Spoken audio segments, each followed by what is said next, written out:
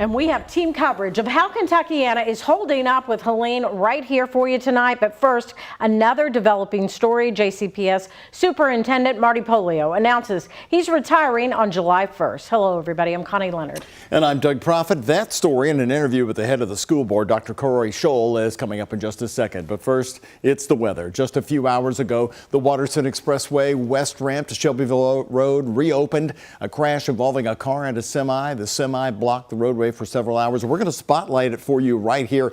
Take a good look. You can see that blue Amazon semi truck. It was turned sideways in the middle of the screen, end to end, blocking the road. Metro Police say the crash happened at 1:15. Nobody was hurt, but the rainy weather was a factor. And it's been that kind of day on the roads, and we've got more rain to come. Let's get the updated track on Helen from Chief Meteorologist Ben Pine. Ben, I'm interested in what you had to say about the winds. New update on that. Yeah, and the winds are turning lighter out there. The high wind warning is over with, and we have a wind advisory that will continue for this evening. Our maximum wind gust around 45 miles per hour. So that did do some tree limb damage, especially for areas off to the east. The farther east you go is where the winds were worst. Had a wind gust of 65 in Lexington and far more power outages over the Bluegrass region and eastern portions of Kentucky. Over 9,000 power outages in Metro Louisville and Jefferson County from LG&E. So the remnants area of low pressure, that is now a tropical depression. So the National Hurricane Center will no longer really do any updates with Helen, as the system now just kind of sits over our area in weekends. And look at that wind gust down to 25 in Louisville. So all the wind gusts looking a lot better across the area. We can handle all this. Frankfort a little higher though, still at 41, and Madison at 31. The core of the strongest winds in this system are now lifting to the north. Had some healthy rainfall in the rain gauges here from the MSD rain buckets. We've got over 3 inches here in Valley Station and over 2.5 inches in Jeff Forest. Higher Mount South approaching 4 inches in the rain gauge in Hodgenville. So watching out Bullitt County South for a little higher potential of some minor flooding. Really haven't had any big flooding concerns. Wind advisory replaces the high wind warning. High wind warning still up around Highway 50 up around Seymour, Indiana, until 8 p.m. Flood watch Bullitt County South through tomorrow morning. Watching out for some rising rivers, creeks, and streams, but most of this on the light side, and most of the rain's been a good soaking rain and getting rid of our drought conditions. A little break of the rain off to the east and southeast as we zoom into Louisville. Most of it again on the light side out there. Just be careful with the wet roads out there and still some breezy conditions. A little bit later this evening, it's around 8-9 o'clock, is still steady rain west, a little bit drier to the east, but this system is still on top of us for Saturday and Sunday. That means we're going to be timing out some more rain chances through our entire weekend coming up. All right. Thank you so much, Ben. And just in late today, the show will go on. They hope, right? I bet we hope, and yeah. they hope. The huge Louder Than Life Music Fest has been on hold all day long for day 2 of the performances.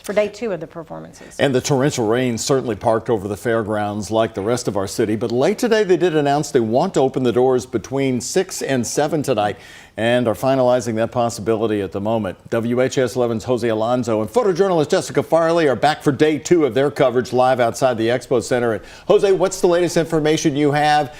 Is the music going to be played tonight?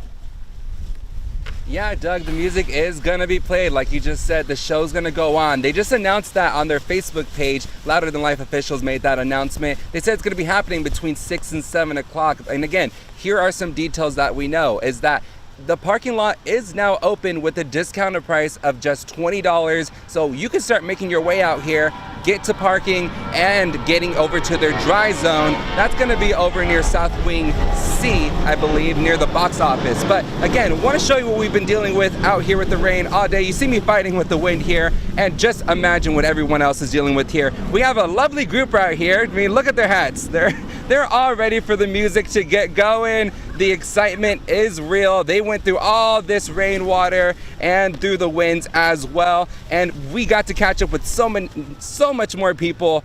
Take a listen.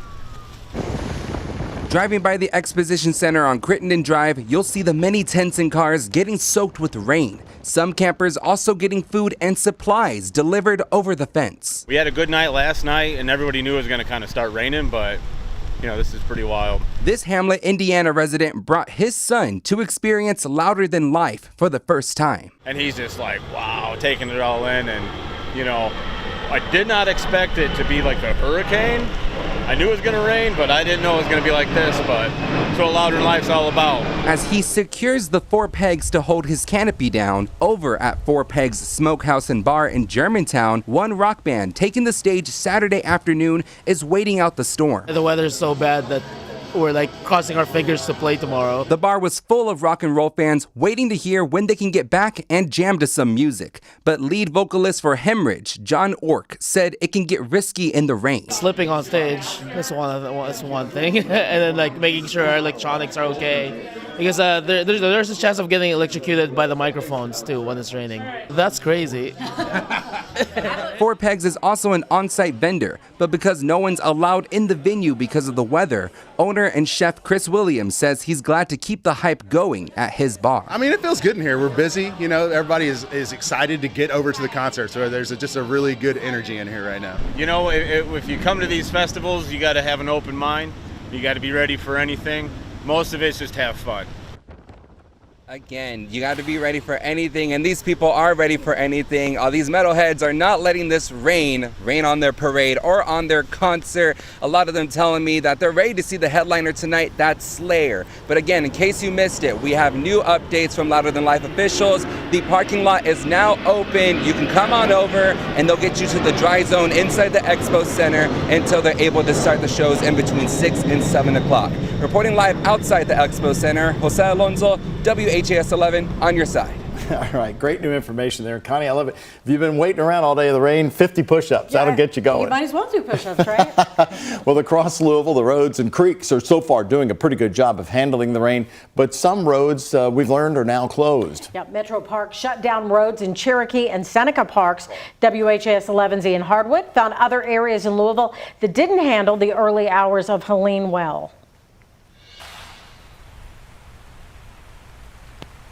That's right. We saw some crews earlier that were having to clear out some trees in some neighborhoods. We're in Cherokee Park right now. You'll see a lot of road closed signs like these. Here's why. They want to avoid people coming up on these roads where the water is pooling. Now, this is the worst spot we've seen. It's not usually a spot you can drive on. It's under construction right now. I'm going to show you the creek that people, the Metro Parks officials, want you to avoid. This is Beargrass Creek. It's coming up. I mean, just a few more inches of water would reach the road. Now, if you take a look at some video shot earlier, this is going to be upstream. You'll be looking at the Whips Mill Dam over in Linden by A.B. Sawyer Park. MSD was out there earlier clearing out some logs and tree limbs that had got in that drain system. It actually controls the flow out here to Beargrass Creek. Now, if you see flooding, you can report it. MSD told us about that earlier today. Eyes on the ground are the best informants that we have, and you can reach us at 502-540-6000. Also, if you have a catch basin in front of your home or your workplace and you see that it's clogged up, does it have a pile of leaves on it? If it does, you can kind of sweep them to the side, but if it doesn't, that's when we have to go down inside of that catch basin and clean things out and keep that flow moving. Now again, that number to call, that's 502-540-6000. If we come back out to me, you can see Beargrass Creek. That's downstream of the dam you were just taking a look at. Without that dam here, I'm not sure what it would look like. Well, and Ian, you've been keeping an eye on it at different points during the day. So has it been handling the rain pretty good? Because it always floods right there.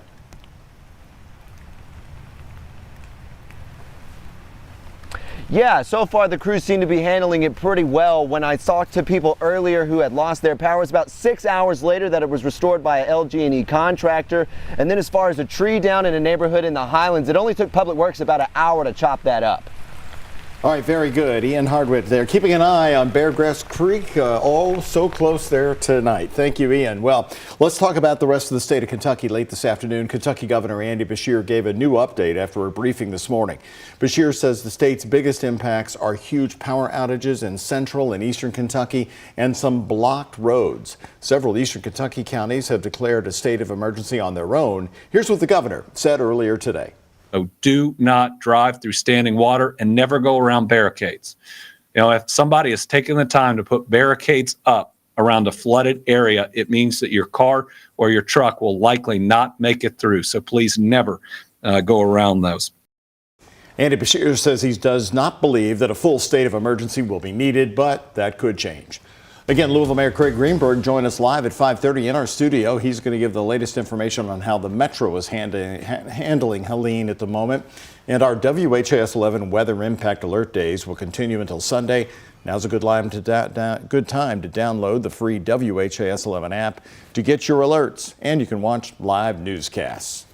After more than 7 years with the district, JCPS Superintendent Marty Pollio says he plans to retire.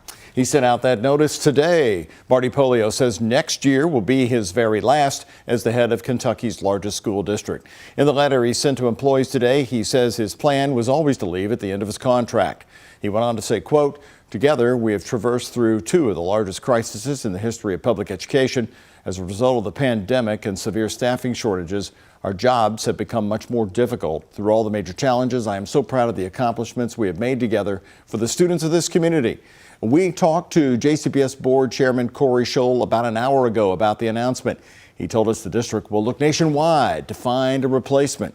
We want to secure another excellent leader, one who is familiar with an urban school district, a leader who is able to lead this district into the future, ensuring that we secure even better outcomes for all students who are educated by the Jefferson County Public School District.